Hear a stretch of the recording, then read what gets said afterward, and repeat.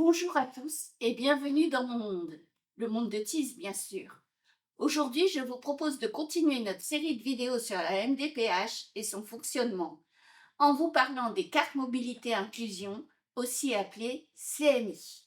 Oui, exactement. Si vous demandez à quoi elles servent, qui peut en bénéficier et comment les obtenir, retrouvez-nous après ça.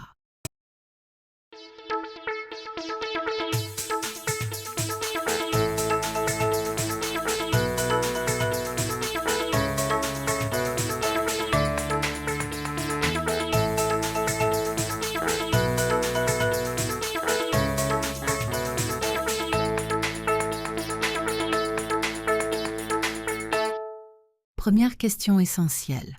C'est quoi exactement les CMI? Les cartes mobilité inclusion sont des cartes délivrées par l'État aux personnes en situation de handicap ou ayant une perte d'autonomie. Il y en a 3 sortes. La CMI de stationnement, celle-là, qui permet de se garer sur des places réservées et d'avoir la gratuité de stationnement dans certaines villes. La CMI priorité, qui donne une priorité d'accès dans les files d'attente, aux caisses des supermarchés et aux places assises comme dans les transports en commun par exemple. Et la CMI invalidité, celle-là, qui a les mêmes avantages que la précédente, complétée par des réductions dans les transports, des exonérations fiscales et des gratuités ou réductions dans certains lieux culturels. Et qui peut demander ces cartes? Très bonne question, Moukina. Ça dépend du type de CMI.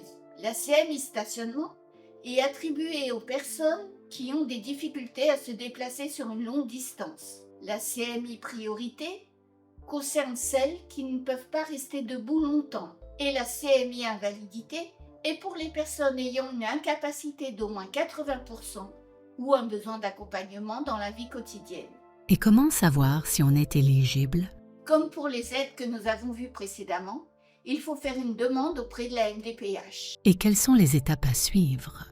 Tout d'abord, remplir le dossier MDPH et faire remplir par le médecin le certificat médical qui doit avoir moins de 12 mois.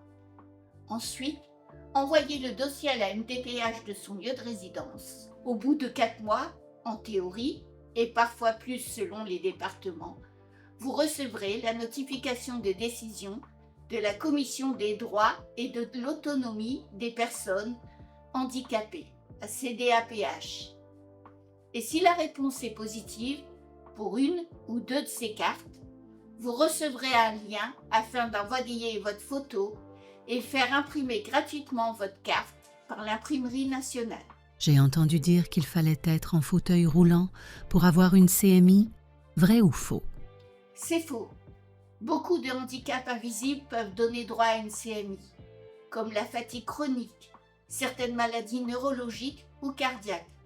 Ce n'est pas puisque vous n'avez pas de fauteuil, de béquille ou de canne que vous n'avez pas de difficulté à vous déplacer ou autre. Et si on change de département, il faut refaire une demande? C'est faux.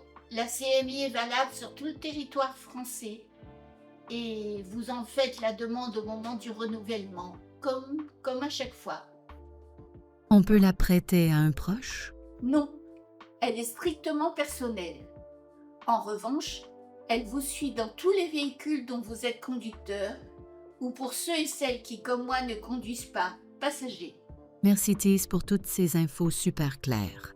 Avec plaisir, Moukina. J'espère vous avoir apporté des pistes ou des débuts de réponses sur ce thème. Et si vous avez des questions, dites-le en commentaire et je vous y répondrai, si je peux, avec plaisir. Et surtout, rappelez-vous que l'accessibilité n'est pas un privilège, mais un droit. Cette vidéo vous a plu? Vous pensez qu'elle pourrait intéresser une personne de votre entourage? Alors, n'hésitez pas à la liker, la partager ou la commenter. Et si vous voulez en voir d'autres et suivre ma chaîne, abonnez-vous et surtout cliquez sur la petite cloche. Vous serez notifié de chaque nouvelle sortie. À bientôt sur le monde de Tis.